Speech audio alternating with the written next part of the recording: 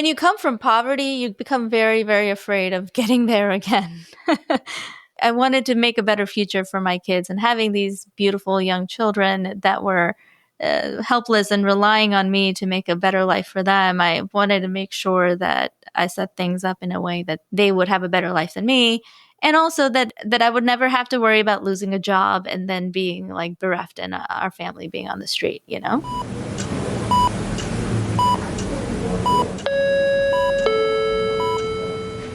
Paging Dr. Cook. Paging Dr. Cook. Dr. Cook, you're wanted in the OR. Dr. Cook, you're wanted in the OR.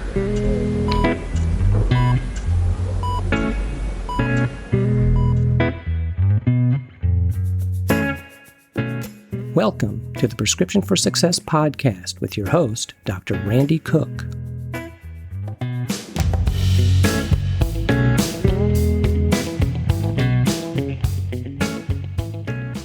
Hello, everyone, and welcome to Prescription for Success. I'm Dr. Randy Cook, your host for the podcast, which is a production of MD Coaches, providing leadership and executive coaching for physicians by physicians to overcome burnout, transition your career, develop as a leader, or whatever your goal might be. Visit MD Coaches on the web at mymdcoaches.com because you're not in this alone. And don't forget that CME credit is available when you listen with us. Just look for CMFI in the show notes to learn how. Well, my guest today is an internist and hospitalist in upstate New York. And like a lot of young physicians in the U.S., when she finished her training, she found herself under the cloud of a great deal of student loan debt. She turned that problem into an opportunity and now publishes a blog and a podcast focusing on dealing with the massive debt that is so often the price we pay for medical education. So let's hear my conversation with Dr. Disha Spath.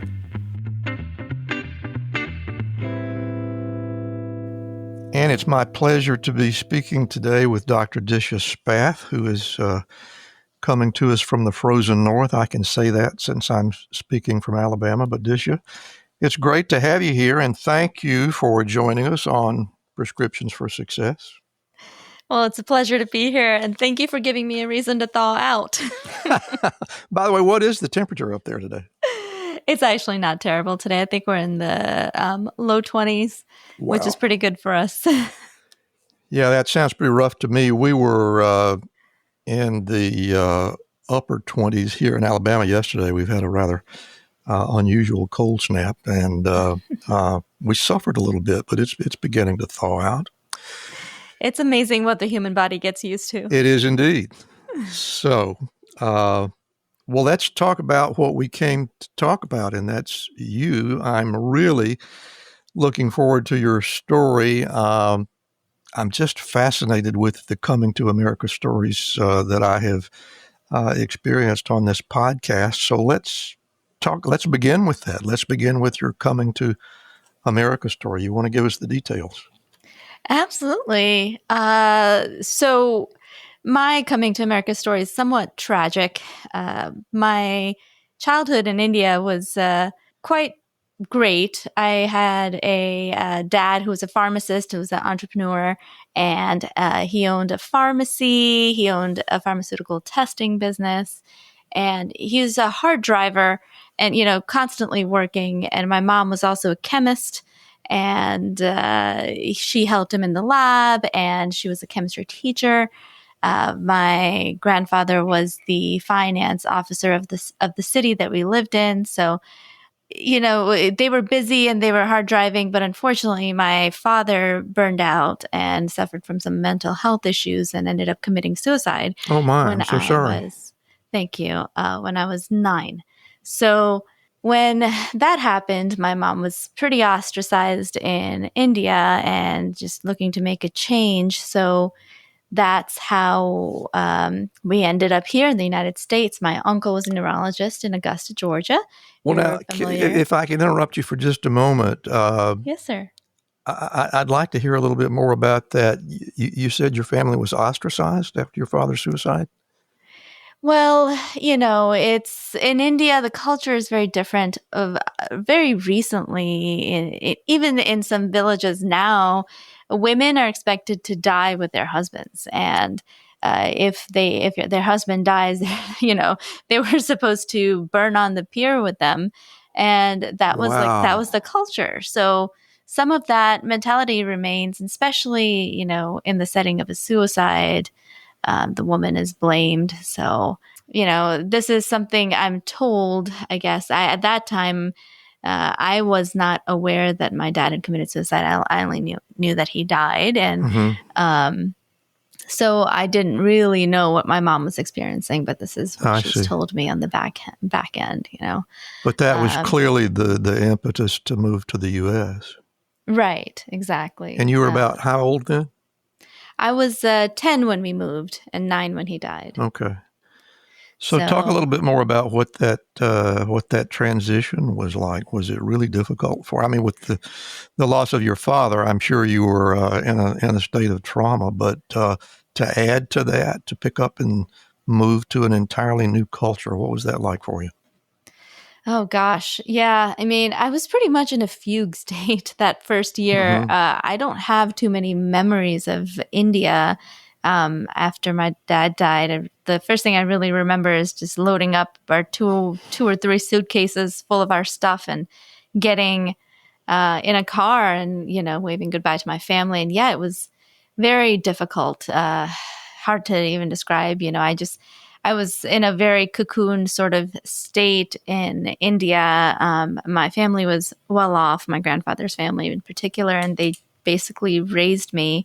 And I had a large, large supportive family there. And then we moved with basically no assets to our name to America. And I had not even seen anyone who was not Indian before. Really? Yeah, it was, I guess we lived in a town that really didn't get tourists. And so the first time I met anyone that was not Indian was in the airport. And then all of a sudden were in America and we landed in Atlanta, which, it was overwhelming of the senses of like all these things I'd never seen before I bet. and people I'd never seen before. And we landed in Augusta, Georgia to start our life here, which was, it was like, I felt like we landed in a jungle. I'd never seen that many trees. My It goodness. was so quiet. Yeah. And, being that my grandfather an officer in the city, we lived in the center of the city, and it was just constant in India. It was a constant street noise. We don't Right. have AC, centralized AC really in much of India. So it's all like windows open and it's just, we were on the main roads. It was just cars and traffic. And it's like living in New York City. So when we got to Augusta and it was so quiet, it was just very difficult to get used to I bet it was very the peaceful. silence. Yeah, peaceful, I guess.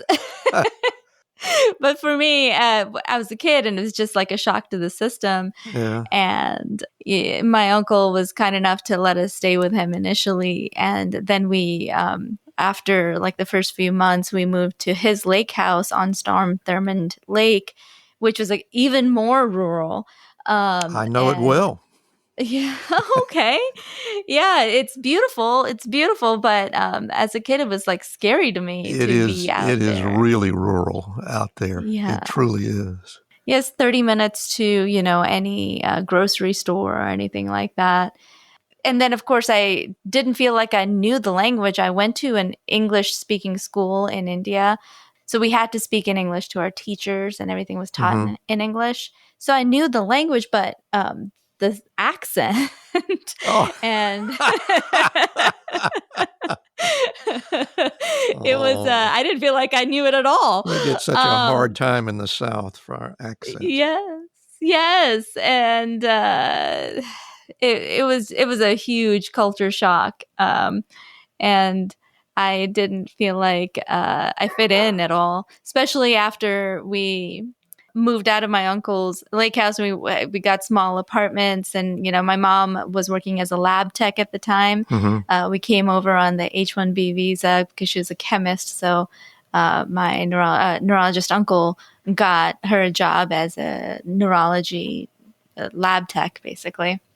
And they're doing research. And so she wasn't getting paid much. So we were basically, wearing like Salvation Army clothes, me and my sister.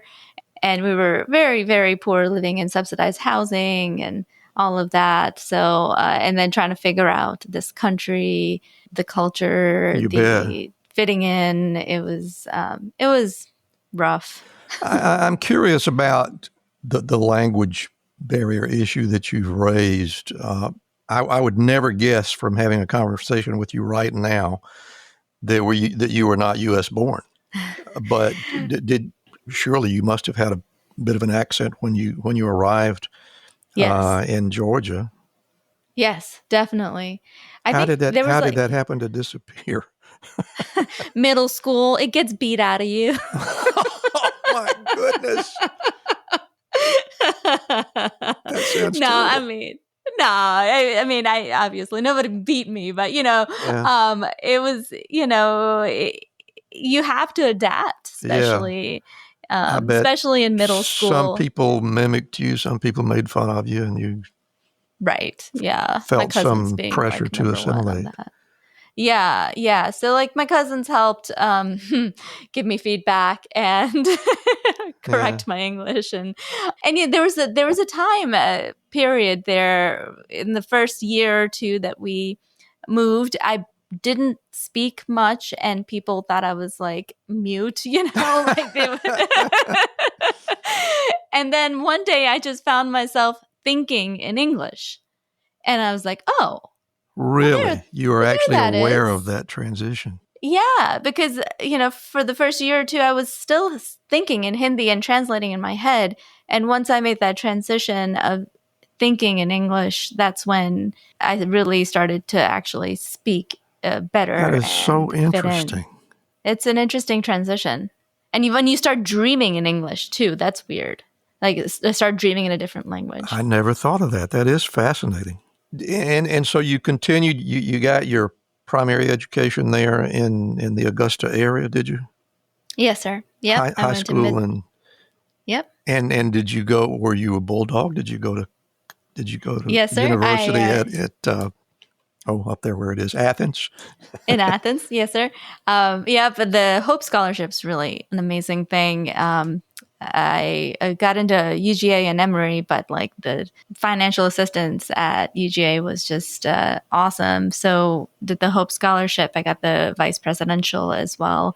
And I had worked in a research lab with the Center of Undergraduate Research Opportunities. So there were a lot of wonderful things there, and I really enjoyed my time at UGA.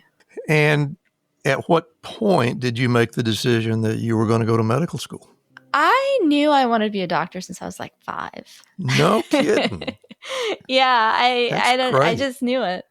Yeah, I had that sickness too. Well, tell me some more about that. I just, my pediatrician in India was a fantastic doctor, and I always wanted to be like him. Mm-hmm. And then we came here, and then we were surrounded by the medical community. My uncle was a neurologist. My aunt was a neurologist too. I did their dictation, transcription for them. Did you really? I did. That's a medical education all by itself. Yes, and the neurologist terms and the dysdiadochokinesia and all that stuff. Yeah, it was cool. After dictating for them, though, I realized I didn't want to be a neurologist. But just because there's so many chronic conditions that you just can't, change, that we don't have the meds to help right now. But medicine was the aim when you actually started at University of Georgia? Yes, definitely. I was pre-med. I was gung-ho about it, and I, had laser focus on that. But I could have finished in 3 years. I did a lot of AP classes, and so I had a lot of credits going in, and I could have finished in 3, but I decided to take the 4th year to just relax a little bit before medical school. Yeah. I took golf and I did a lot of music. I had a band. I had 3 bands actually: a rock band, a jazz band, and I Wow. did background vocals for hip hop artists as well. What a So, diverse person you are. oh, thank you. Yeah, I had fun in Athens, and the music culture was fantastic. So, and a lot of opportunity, and so I took that extra year to just hang out, Yeah. and then I went to medical school at the Medical College of Georgia. And did you have as much fun there? I wouldn't call it fun. It was a lot of hard work. I still played music. I did piano jazz at this French restaurant in Augusta while I was in medical school. And Wow. Augusta's come a long way. There was no French restaurant there when I was a student.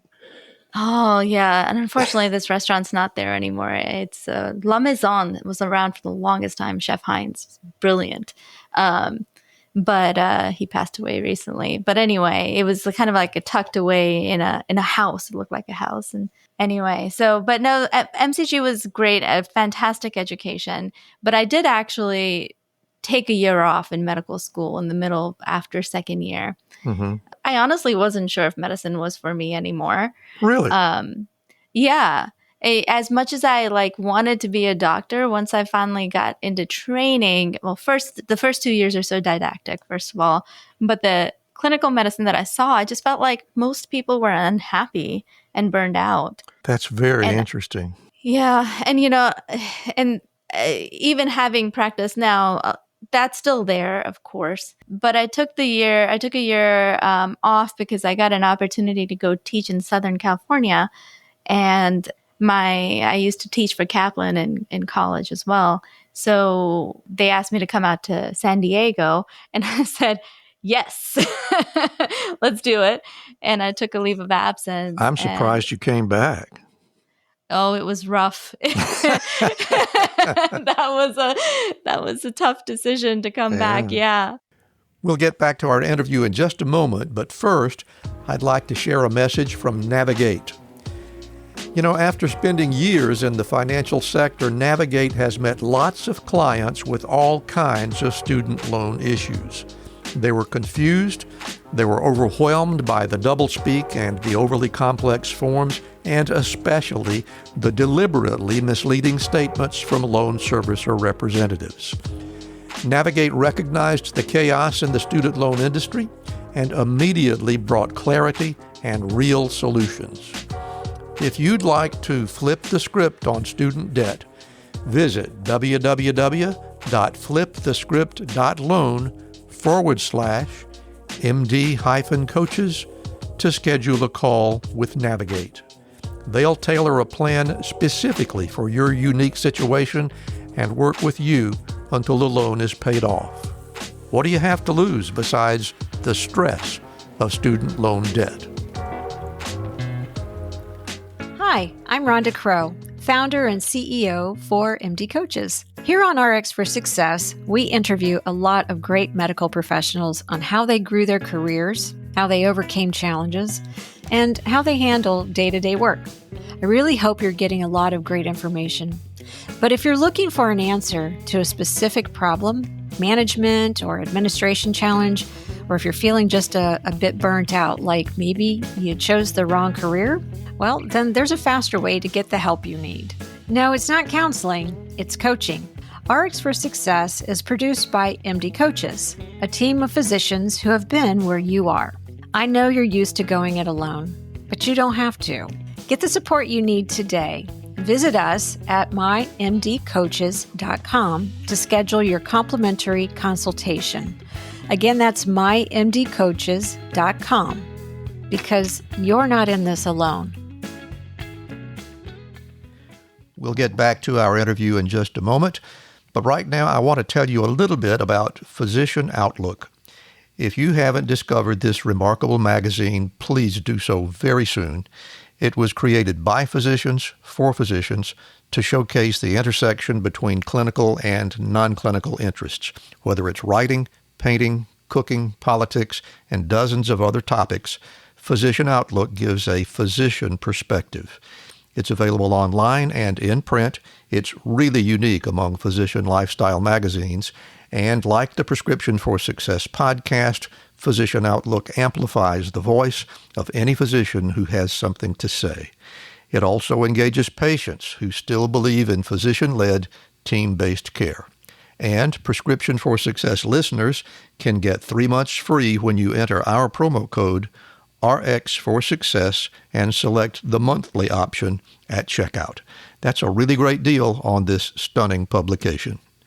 And now let's get back to today's interview.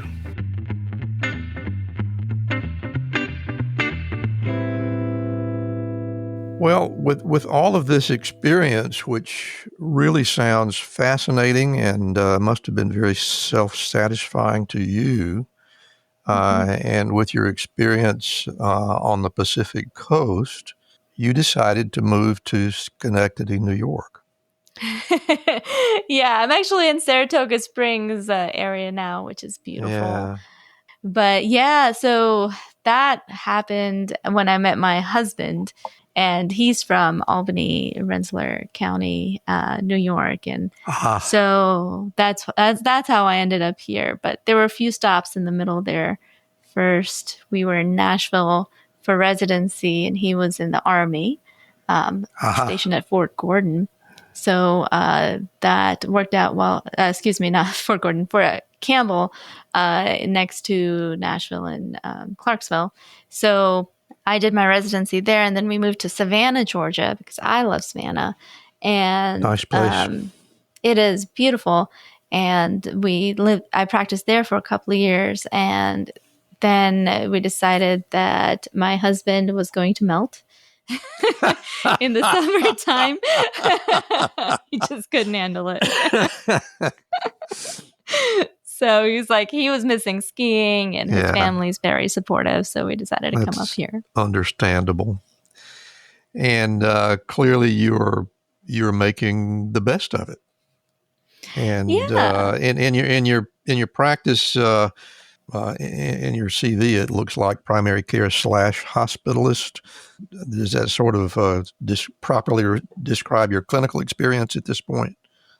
Yeah, I'm currently only a per diem hospitalist, but hopefully just for a short time. I've always liked practicing both inpatient and outpatient. Mm-hmm. I think it's too much to try to do it at once. For the same practice, it's not as feasible anymore. But I didn't want to lose the inpatient side, so I've always done inpatient alongside primary care. Haven't found a good spot to land for primary care yet, though. So I'm trying to start my own practice. So I'm doing per diem work now to build up to start my own direct primary care practice. I'm really happy with, or at least I'm glad to hear what you're saying there, because what I heard was you liked the experience of being able to be with your primary care patients when they're hospitalized, something that almost never happens anymore. But I know. Do you think that is something that we should think about trying to recapture? I think it's a great loss, frankly, but I'm from someone who's done it.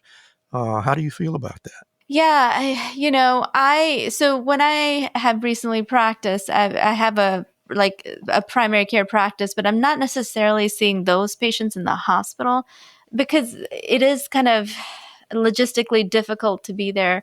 But I think what's important, what I would love to see is that hospital doctors talking to primary care doctors more, and primary care doctors having privileges at the hospitals that their patients are going to, so that we can see the chart and give the hospitalist feedback. A lot of times the history is wrong, or the medication list that they think the patient's taking is wrong.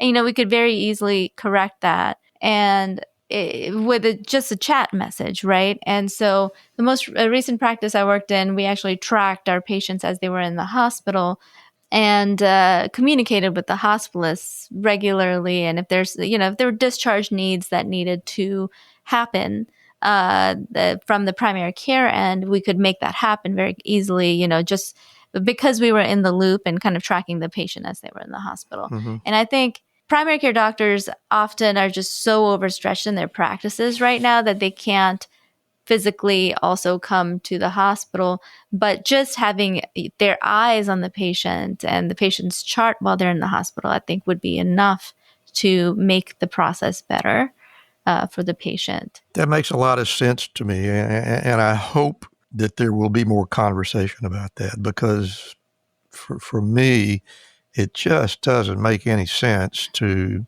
have a patient in the hospital and not have any connection, any articulation, any inclusion of the primary care physician in the process, because they know so much, Right. that the specialist may be unaware of. I mean, it would be nice if a patient could give a history so complete that all those details are included, but it just gets lost, don't you think? Right.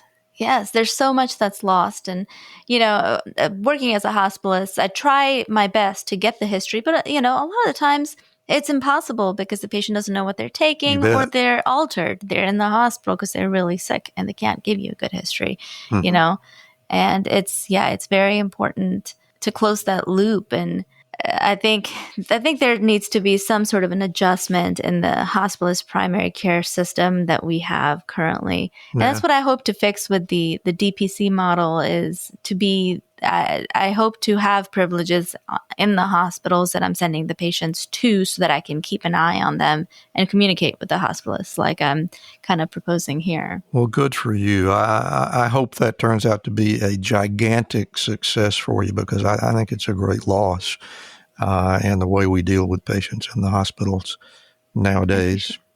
I could probably have this particular conversation with you for another couple of hours, but we might not be able to hold the audience.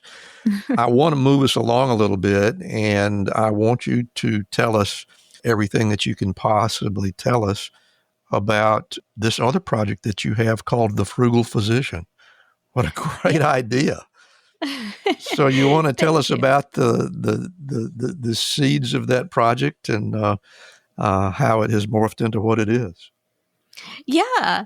I think the seed started with my grandfather, who was a financial, he was the deputy collector of our city in Indore in Madhya Pradesh. He was really good with money and had a bunch of investments. And my grandmother always sat me down, like, no matter how old I was, to tell me and teach me about money and and tell me where their assets are and where they're growing and who we owe and what we don't owe. She was always grooming me, but I was like 5, so I was not able to internalize those lessons. But clearly something imprinted.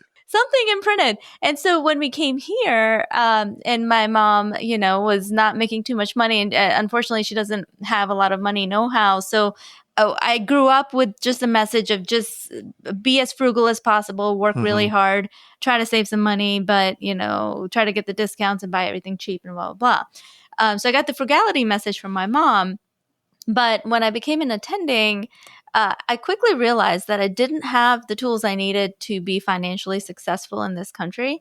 And I was missing like vast swaths of information. And I, had an idea of what I was missing through like remembering my grandmother's teachings. But I found myself as the sole learner when I first became an attending in Savannah, because my husband unfortunately developed Crohn's while he was in the Army, deployed to Afghanistan, and that made him non-deployable. So he had to sort of make a career shift. He couldn't go on in the Army anymore. If he was non-deployable, he wouldn't be able to go up the ranks like he wanted to. So he decided to get out. And then he went to get his master's. So he was in school, and I was in my first job, and I was the sole earner. And we felt really financially stressed. I had made a lot of the mistakes that, physicians make, which is, number one, I took out a lot of student debt when I probably shouldn't have. I didn't really need to. And then that was accruing interest at 6.5%, 7%. And that went into repayment. And then we bought a house before I even started my job, and we moved to this new town, and we thought we could afford it, but we really couldn't. We could, but Yeah. but it made us like really house poor. And, we bought a couple of cars, financed those. We had a rental property that was doing well, but that was the only kind of positive thing in our portfolio. We were saving, but we weren't investing well. And so it got to the point where, and it was also a tough time in my life because I was also having babies and needing to take maternity leave. So being the sole earner, not having any income was very stressful. All that to say, I really realized that I needed to get my financial life in order, and we needed to come up with a plan to turn things around, because the way we were spending everything we were making, and that was going to leave us in a poorer financial situation in the Yeah, future. and the fact that you had the wherewithal to just think about it and consider what the long-term consequences might be strikes me as a little different for a lot of physicians. Well, when you come from poverty, you become very, very afraid of getting there again. You bet. Yeah. Yeah. And so, I wanted to make a better future for my kids, and having these beautiful young children that were helpless and relying on me to make a better life for them. I wanted to make sure that I set things up in a way that they would have a better life than me. And also that I would never have to worry about losing a job and then being like bereft and our family being on the street, And that came to this huge conclusion during my second maternity leave, where I realized all the mistakes we were making. I was reading a book by Jim Dolly, and sewing a cover to the couch because I didn't want to buy a new couch for the kids' playroom. And I was like, I am doing it all wrong. So I decided to get my act together, and my husband and we sat down. I marched upstairs like, Josh, we have to change things. And so we sat down and we were like, okay. So my husband, being like a really solid team player, like he always is, it's like, okay, let's sit down. Let's figure out where all our money is and how much we owe and to whom. And we wrote down like our assets versus our debts, and realized that our net worth was negative $250,000. That's a shock, right? That was a huge shock. Like I thought we were, I'm a doctor. I thought we were doing well. It looks like from the outside that we're doing great, but that's, the numbers don't lie. And the numbers really showed the stress I was feeling, that we had a lot of debt. We decided to start paying it off. We really got into Dave Ramsey. He's great for that. Yeah, he's sort of the guru. Yeah. Yeah, and we would like drive around and be listening to the podcast at anywhere we went, and just like, yeah, debt-free scream, and like get angry at your debt. And so that's what we decided to make big changes. We started changing the way that we were spending money. And a big thing that we did was, we decided to move to New York, which most people wouldn't call a frugal move, but from Georgia. Correct. But we were in a relatively expensive part of Georgia. We were on a barrier island off the coast of Savannah, and with a high HOA fee in this nice neighborhood that we lived in. So moving to upstate New York was actually a boon for us, because number one, New York actually gives tax benefits. Property taxes here are really high, but veterans get like 50% off on the taxes. So since Josh is a veteran, we were able to actually pay less tax when we moved to New York, which doesn't happen. And then we had family help. We didn't have to put both the kids in daycare full time, which was huge. And we downsized our house. So we sold our nice house on the island and downsized back to a kind of a residency style living right next to the hospital. That helped us make some significant progress. We cut, they cut a huge part of our budget. Just like I could walk to work. We were paying a little less for housing, but then we also didn't have like the homeowner's costs, right? Living on the water in Savannah, and the hurricanes every year. There's a lot of unexpected costs all the time. So we could eliminate all of that. So we really went nuts on our debt snowball, and we paid off 2 cars and all of my student loans in about 2 years. That's kind of when I started writing about it. We paid off $100,000 on my student loans in 6 months. And I was like, this is awesome. I feel like we made big changes in retrospect, but it didn't feel that big. We were used to moving, military family.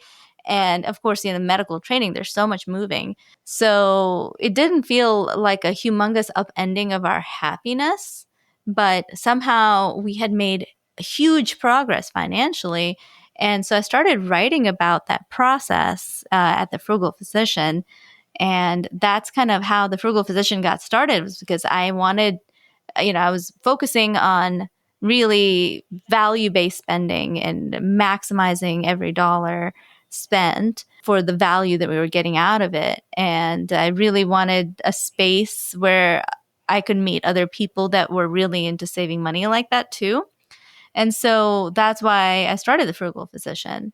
As we kept going and paid off the debt we wanted to pay off, then it was start time to invest. So we were then, focused all of that into investing and learning about investing and then writing about investing. So now the Frugal Physician is really about saving money and investing, and then creating that freedom in our life, financial freedom in our life. And I think it's important that I point something out here. When you talk about this, it almost has or it almost promotes the feeling of, well, this was real easy. Anybody could do this. But that's not really the way it is it? It takes a tremendous amount of self-discipline and I should think a considerable consideration of exactly what you want your lifestyle to be like. So can you talk a little bit about how you worked through those thoughts? So the thing about that I realized about medicine, in that first couple of years in medical school, is that a lot of people were unhappy and whining about taxes, whining about cost of living. And we were in Augusta. That was like the best cost of living place in the country. But, there's a need in medicine to have financial freedom because we have such pressures on us from all these different sources to work harder all the time, see more patients, and burn out, right? Mm-hmm. And I was acutely aware of my tendency to push myself too hard and burn out, seeing what happened to my dad, right? Mm-hmm. And seeing that how much he got sucked into that. So I really was very aware of the fact that I needed to make sure there was balance in my life, especially with these little kids that needed me around too, So, Sure.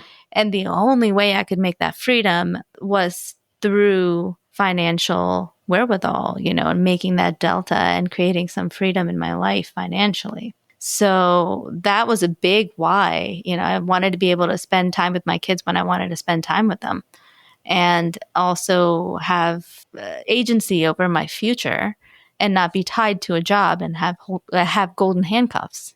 Yeah. It's really, really important in medicine, right? And the good thing is that those golden handcuffs do provide us with a really nice high income. Which is much higher than, most of the general population.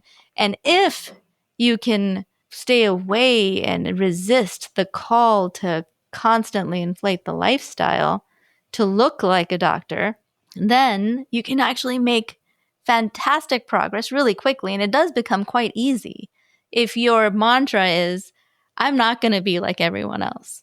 I wonder sometimes what it is that lures people into a situation of living beyond their means. But that's a reality, is it not? And maybe you can talk a little bit about how you recognize when you're going down that terrible path and how you come to that recognition. That's pretty simple if you're running the numbers. Yeah. Right. If you're watching the numbers, and I think that's the first step in getting financially wise, is knowing your I's and O's, right? When you have a critical situation, a patient who's critical in the ICU, I's and O's is Mm-hmm. crucial to turn their situation around, right? Right. And if you don't know the I's and O's, then it's very hard to get an accurate assessment of your pictures, of your financial picture as well. So keeping track of your spending and your saving is the first step, right? Well, And then, that was kind of where I was going. I mean, don't you think it's just dangerously at our feet when you get that MD, you can go around calling yourself a doctor. You get probably a dozen offers every week to have another credit card. You look around at all the other doctors in town and the cars that they're driving and the homes that they're living in. right. It can be very enticing. And how do you develop the discipline to resist that? Yeah, I mean, our country, this entire country is based on debt, right? Credit cards, mortgages, car loans. People are coming at you with things to buy at all times, right? Especially with social media and individualized marketing. Stuff that you actually like and want is going to be in front of your face Right. all the time, right? And how do you resist that? I think the first shift for me is always when I see marketing coming at me, at first is to identify it as marketing, right? This is not stuff I need. This is marketing coming at me. Do I need it? Do I want it? So I always have a 48-hour rule for myself. If I'm going to buy something, I'll put it in the shopping cart, or whatever. Like now I'm talking about just like stuff being marketed at us. Put it in the shopping cart, give yourself time to think about it, and don't just press the button. And it's so easy to create random purchases in our lives now with the credit cards and online marketing, because all you have to do is press a couple buttons, your credit card number will show up in there, and the stuff will arrive at your door, and pretty soon you have all this junk you never needed or wanted. So give yourself time to think about it. But also, let's talk about the bigger stuff, houses and cars. Those are the biggest things. It's often the little things definitely add up too, but it's often the houses and the cars that get us in the biggest trouble of all. And thankfully, those are pretty big purchases that we can think about for a little while. We can't impulse buy houses very easily. So I think it's wise for most doctors to not make themselves house poor, right? And think about whether this house is going to tie me to my job and for how many years, because that's how I look at a house purchase. How many years is it going to take to pay this house off, and how long am I going to have to work in order to, because you're not buying the house in cash, right? Most people are not buying their first house in cash. You're taking out a mortgage. You're going to be working for the bank for a little while, and giving them part of your income. So if you can train yourself to think that way, and then think about how much house do you really need to be happy, right? And what are the pieces in the house that you really need to be happy? Not how much house is it going to take to make everyone else happy with you, but how much do you need, and try to keep it to that. Then that can create a whole lot of cushion in your budget, as long as the things you need to be happy are pretty reasonable, and try to buy as little house as that will make you happy, and keep the rest for yourself to build your own freedom. And you have to come up with the self-discipline to overcome that offer. Right. The guy that's selling you the house is going to flatter you by telling you you can easily qualify for this loan because, after all, you're a physician. Yeah, and they won't make you put any money down with physician loans. Usually, you can get it all financed. Yeah. Right. Get into a huge house that in the end, the house becomes just a roof over your head. Humans get used to anything. Coming back to when we started with initially, we get used to the things around us very quickly and fill it up real quick. Yeah, they feel like necessities all of a sudden. Yeah, they feel like necessities, but also like not that special after a little while. We can get used to living in whatever situation. I went from living in a humongous house in my grandmother's house to going down to subsidized housing and like horrible apartments. And then in medical school, most people that have away rotations have moved a bazillion times every month, living in different types of situations. We're very malleable people as physicians generally. To recognize that the houses and the cars that you're going to buy are going to be the biggest handcuffs in your life. And the quicker you get rid of at least the car debt, the quicker you will be free. And the smaller the house you buy, the more room you're going to have in your delta between your income and your expenses to build that freedom for yourself going forward. Like if you can realize that, you can make a huge amount of progress with those two decisions. And you have really got some fabulous advice on that subject in great details in your blog and in your podcast. And I want to make sure that we give out the information on where to find those things before we go. But at this point, what I would like to do is get into what, for me, is my favorite part of the show, and that is to get out of your way and give you a chance to talk to our audience on their own. So, audience, I'm going to close my mic, and Dr. Disha Spath is going to give us her personal prescriptions for success. Well, thank you. I appreciate it. I will keep this a prescription for success for your finances because that's my side hobby right now. And I'm going to start with a few just generalized pointers that will set you up for success. We've already talked about the houses and the cars being the big things that get doctors in trouble. But let's talk about the basics starting off. Number one, minimize your student debt. If there is a way you can have less student debt, make that work, because student debt becomes a huge burden when you go into practice. And a lot of people will tell you things will work out, student debt will take care of itself. But as you have seen, I'm sure, the administrations change, their attitude towards student debt changes, and whether you get it paid off by the government or not, it does cause a lot of stress and a lot of headache in people's lives.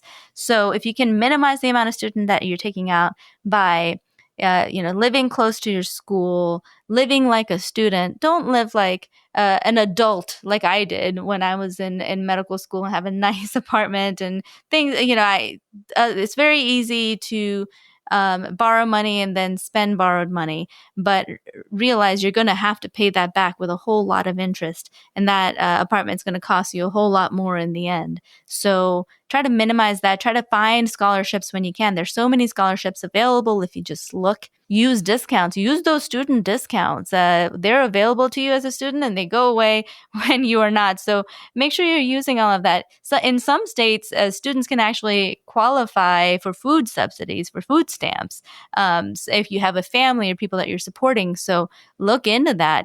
Don't be shy about utilizing all the resources available to you as a student, and try to minimize the amount of debt that you take out. Number two, maintain a delta at all times. I know it's tough to, as a student, when you're living on loans, to save money, but you really should be trying to just take out as much as you need. But as soon as you start making any kind of money, work on maintaining a delta between your income and expenses. Whatever it is, just spend a little bit less than you make, and make that a habit. It's much easier to start budgeting when you are a student than when you're an attending with a whole bunch of different obligations and ways to spend your money.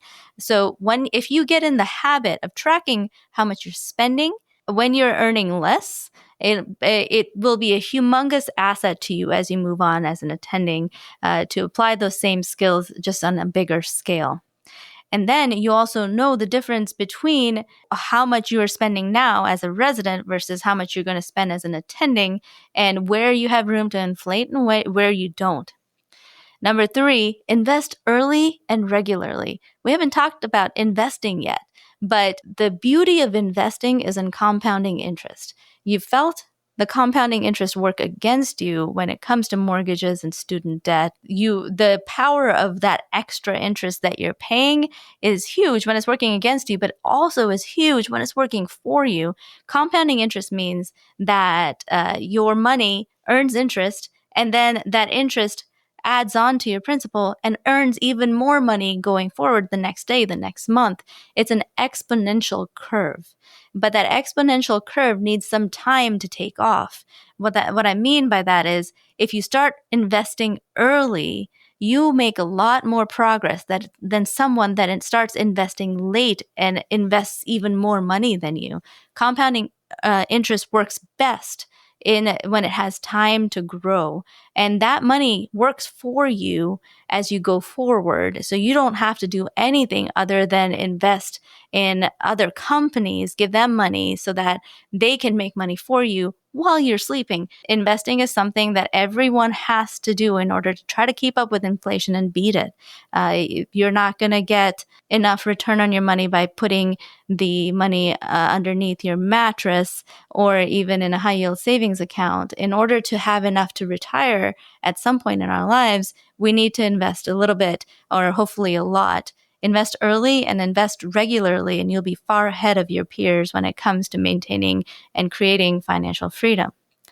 Number 4, use debt strategically to buy assets. Okay, so what I mean by that is assets are things that make you money.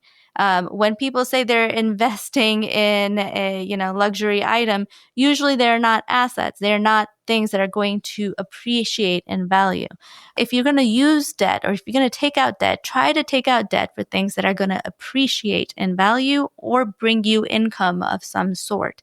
Don't be afraid of debt. It's a very important tool to build wealth, but debt used to buy things that will depreciate in value or just be used by you and then be discarded, that's bad debt. So that's the kind of debt you want to try to minimize in your life, because you're simply using that to buy things you can't afford, right? Things that you need to use that you don't have money for right now. And that's what will get you in trouble. Credit card debt will get you in trouble, because that is the worst, the highest interest rate debt that you can get out there. If you can try to stay away from credit card debt and use debt strategically to buy assets, you will be far ahead in building wealth. And then 5, know the rules of the tax code. I know this sounds really onerous, but as physicians, we make a lot of generally W-2 income, and that is highly, highly taxed in this country. But the important thing to know is that the tax code is built to give you a tax break. So if you know the rules, then you know how to save money on taxes and keep more of that money for yourself to invest, to give to charity, the charities that you want to support. So you have more agency over the money that you are working so hard to make if you know the rules of the tax code. So things like retirement accounts, they're built to give you a tax break so that you can invest your own money and build your own freedom. Real estate investing, another great way to put the tax code into work for you, because this country rewards real estate investing. So things like that, know the rules, and then you can make the progress that you want to make. And finally, have an emergency fund, have a rainy day fund that you can count on should life happen. And life happens, the dishwasher is going to break down, the fridge is going to break down. Someone might have an unexpected job loss. That should not have to put you into debt. And I guess I said finally, but one more thought. Make sure you're adequately insured, especially early in your career. There are a lot of things that can happen, a lot of tragedies that can happen to physicians, and I've seen it all the time, and the person didn't have enough coverage, and then their finances and their family has to take a huge lifestyle hit to make up for that. And that really sucks. But the good thing is that we do have lots of insurances available, things like long-term disability insurance, very important to get. And make sure you look at the fine print and make sure it's an own occupation policy. Life insurance, will and estate plan. All of these things are very, very important. I know sound like super adulting and boring, but these are the kind of things that will put you ahead and also make sure that your family will be stable, and your kids will have a roof over their heads in perpetuity, and that you can have the freedom to practice medicine in the way that you want to practice it. God knows there are a lot of pressures on us from all different ends to practice in an unhealthy way. And you have to create that balance and wellness for yourself and create that room to create wellness for yourself by being financially wise and building financial freedom. And those are my prescriptions for success. Outstanding. So my list, as you have enumerated it, is minimize debt, maintain an income and expense delta. I like that. Mm-hmm. Invest early and invest often. Use debt strategically. Man, that's really important. Know the rules of the game because they can be tricky. Have a rainy day fund and make sure you got the right insurance and enough of it. Really outstanding advice, Disha, and I really appreciate you being here to share with us. Before we go, please tell our audience where you can be found if you want to share email addresses or websites or whatever you may have. Please go ahead. Absolutely. I'm at www.thefrugalphysician.com. I have a podcast named Finding Financial Freedom with the Frugal Physician, which can be found on all of your major podcasting platforms. I'm on most of the social media. So Facebook, I have a Facebook group called The Frugal Physicians if you want to meet other people that are really into saving money and building their financial freedom. I'm on Instagram, I am on LinkedIn, and there's like one video on TikTok. Don't watch it. And you can email me if you want to just chit chat. I'm at thefrugalphysician@gmail.com. Well, Dr. Disha Spath, it's been just a real pleasure having a conversation with you today. I think you have given us some really worthwhile information, and I really appreciate you taking the time to be with us. It's been a pleasure. Thank you so much for having me. It's been a pleasure, and thanks for letting me wax poetic about my entire life. I appreciate the time. Thank you so much for listening with us today. If you enjoyed the show, you can help us reach more listeners by leaving a rating and a review, especially on Spotify or Apple Podcasts. And if your app doesn't have that option, just leave us an email or a voicemail through SpeakPipe at www.mymdcoaches.com/podcast. You can also help by becoming a Patreon member. That link is in the show notes. And we hope you'll also follow our companion podcast, Life-Changing Moments with Dr. Dale Waxman. Special thanks to our producer, Craig Clausen, our promotions manager, Mariana Rodabaugh, and to Ryan Jones, who created and performs our theme music. And remember, be sure to fill your prescription for success with my next episode.